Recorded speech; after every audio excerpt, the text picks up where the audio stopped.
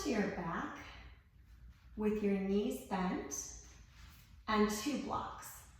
Set 1 block to the right side, even with your hip, and the other the same on the opposite side. And we'll take the feet so that the knees are just behind the ankles. So we're not in a tight position, we're a little bit looser. Walk the feet wide to the outer edges of the mat.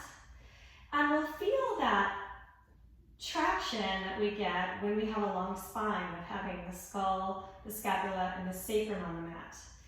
Pull in through the deep abdominal muscles and walk your knees over to the right side. Slide your block so that it's under the thigh, and then take 2 fingers or your finger pads of all 5 fingers and tap your left glute on. Tap it on, place your palm of your right hand on top of your pelvic bone at the ASIS bone.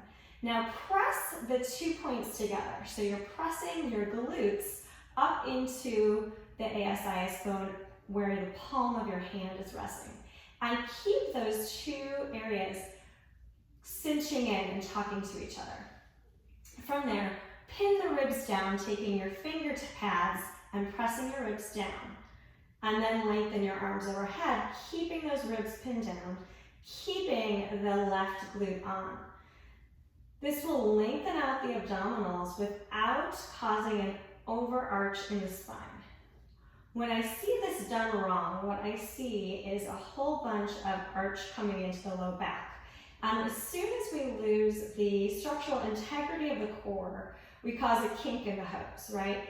And we want to be able to lengthen our abdominals, reaching them away from the pelvis to keep supporting the rib cage. So they're still wrapping in around the ribs and the upper part, and they're still wrapping low, but they're getting some length.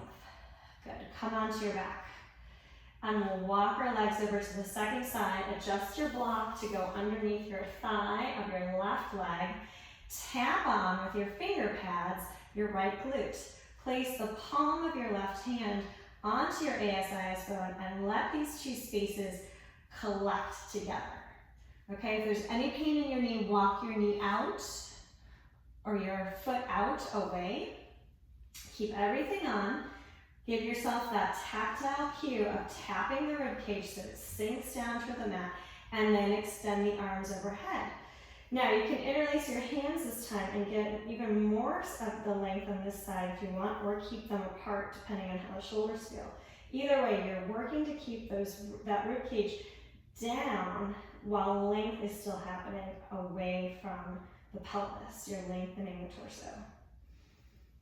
Everything is still wrapping in and down to support the spine and the rib cage, and your glutes are firing big time.